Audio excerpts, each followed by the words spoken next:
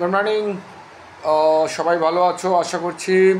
আর আমার ভিডিওগুলোকে সাবস্ক্রাইব করো চ্যানেলটা।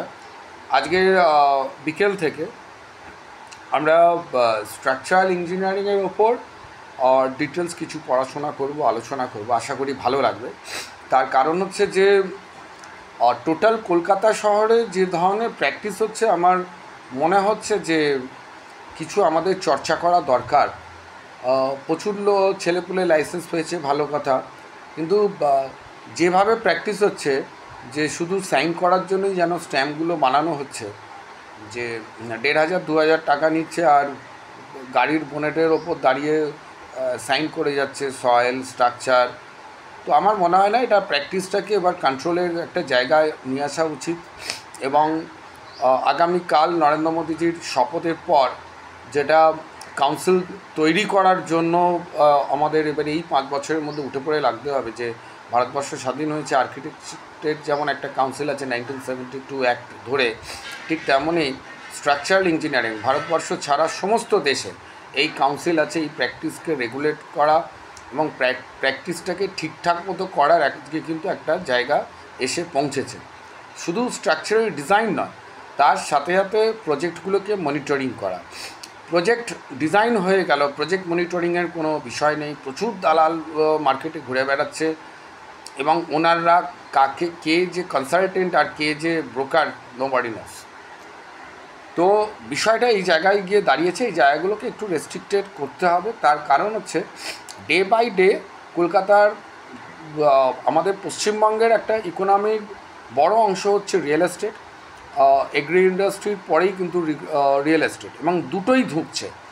এগ্রি ইন্ডাস্ট্রিতেও ঢুকছে, চাষিরা যেমন না খেতে পেয়ে মারা যাচ্ছেন বা যেভাবে হোক কোনো ক্রমে আর কি দিন চালাচ্ছেন, ঠিক তেমনই রিয়েল এস্টেট ইন্ডাস্ট্রির সাথেও যারা যুক্ত আছেন, বিশেষ করে একদম গ্রাসরুট লেভেলে যারা কাজ করছেন, যেমন লেবারাররা যেমন কাজ করছেন, তার উপরে সুপারভাইজাররা কাজ করছেন, খুবই অবস্থা খারাপ। এবং এখানে মানি ফ্লো এত কম হচ্ছে, বা যারা ফাইন্যান্স নিয়ে কাজ করছেন বা যারা ইনভেস্ট করছেন, মার্কেট এতটা আনস্টেবল হয়ে গেছে যে ইনভেস্টমেন্ট আসছে না ঠিকঠাক মতো। একটা প্রজেক্ট দিনের পর দিন বিভিন্ন অছিলায়, বিভিন্ন কারণে দুর্নীতির চূড়ান্ত সীমায় চলে যাওয়াতে প্রজেক্ট শুরু হচ্ছে বন্ধ হচ্ছে, শুরু হচ্ছে বন্ধ হচ্ছে। এর ফলে ক্যাশ ফ্লো এতটা বেশি হয়ে যাচ্ছে যে যারা রিয়েল এস্টেটে ইনভেস্ট করছেন তাদের মধ্যে একটা অনিশ্চয়তা কাজ করছে। এবং এভাবে চলতে থাকলে, যেমন গার্ডেন রিচ কাণ্ডের পর থেকে যেটা বেড়েছে, যে বেআইনি কিন্তু আরও চালু হয়ে গেছে, চালু হয়ে গেছে। কিছু মানুষ তোলাবাজি চালু করে দিয়েছে, যে নোটিশগুলো মেরে আসার পর ভয় দেখিয়ে মানুষের কাছ থেকে টাকা তোলা হচ্ছে। এবং কিছু কলকাতা কর্পোরেশনের অসাধু ইঞ্জিনিয়াররা তো আছেই, এইসব কাজকর্মের সাথে অনেক অসাধু ইঞ্জিনিয়ার কিছু যুক্ত আছে, সবাই বলবো না, যারা এইটার টোটালি মুনাফা নিচ্ছে। তার ফলে যেটা হচ্ছে যে টোটাল জিনিসটা আউট অফ কন্ট্রোল। এবং সেই কন্ট্রোল হয়ে যাওয়ার ফলে যেটা হচ্ছে প্ল্যানকেজ স্যাংশন, যেটা বারবার বলছি, যে ইকোনমি বুস্টআপের ক্ষেত্রে অ্যাডাম স্মিথের থিওরি, যে সেই একই, যে তোমার স্ট্র্যাটেজি প্ল্যানিং অ্যান্ড মোবিলাইজেশনস, পিপুলকে মোবিলাইজেশনস করতে হবে। এটা অনেকটা, অর্থনীতিটা হলো আমাদের বাড়ির পাম্পের মতো আর কি। পাম্প জল যদি কন্টিনিউয়াস তুলতে থাকে, তবে আমি বাথরুমে গিয়ে আরাম করে চানটা করতে পারবো, সেই জলটা আমার গায়েতে পড়বে। আর যদি পাম্প যদি বিগড়ে যায়, একটু করে জল তুলবে থেমে গেল, একটু করে জল তুলবে থেমে যাবে, তাহলে আমাকে মগ নিয়ে বাথরুমেতে দাঁড়িয়ে থাকতে হবে, অল্প অল্প করে জল আসবে আর অল্প অল্প করে আমি মাথায় ঢালবো। সো আমাদের কলকাতা কর্পোরেশনের যে ইকোনমিক বুস্ট আপ করার একটা বড় মাধ্যম হচ্ছে কলকাতা কর্পোরেশন। কেন, টোটাল সেল ভ্যালু যদি ধরা হয় একটা প্রোডাক্টের, একটা মার্কেটের, সেটা হচ্ছে কলকাতা। অবভিয়াসলি কলকাতা অ্যান্ড কলকাতার সারাউন্ডিং প্রজেক্টগুলোর থেকেই যে পরিমাণ অর্থ উঠে আসে, রেভিনিউ উঠে আসে, জব ভ্যালু ক্রিয়েট হয়, সেটা আমার মনে হয় না কলকাতার মতো শহরে যে রেভিনিউ দিতে পারবে, সেটা ভারতবর্ষের অন্য কোনো জায়গায় আসবে বলে মনে হয় না। কিন্তু ছবিটা উল্টোটা দেখছি, যেখানে অযোধ্যার যে জায়গাতে মানুষ যেত না একটা সময়, সেইখানেতে অমিতাভ বচ্চন ফ্ল্যাট কিনছেন 14 crore। এখানে চিন্তাই করা যায় না সেই ধরনের 14 কোটি টাকার সেল ভ্যালুর কোনো ফ্ল্যাট আছে।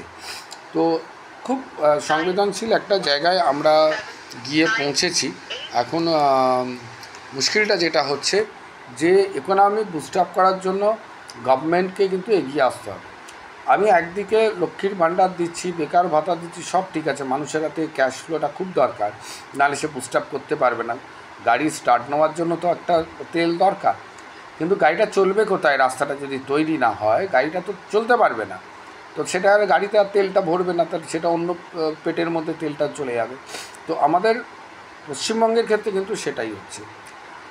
সো এবং সবচেয়ে দুরবস্থা যেটা হচ্ছে যে এই যে বাংলার ইকোনমি কিন্তু নষ্ট হয়ে যাবে। যে আমি মানুষকে টাকা দিচ্ছি, সেই টাকায় মোবিলাইজেশন করতে হবে, মোবিলাইজেশন করতে পারছে না মানুষ, টাকাটা নিয়ে খেয়ে ফেলছি আমি।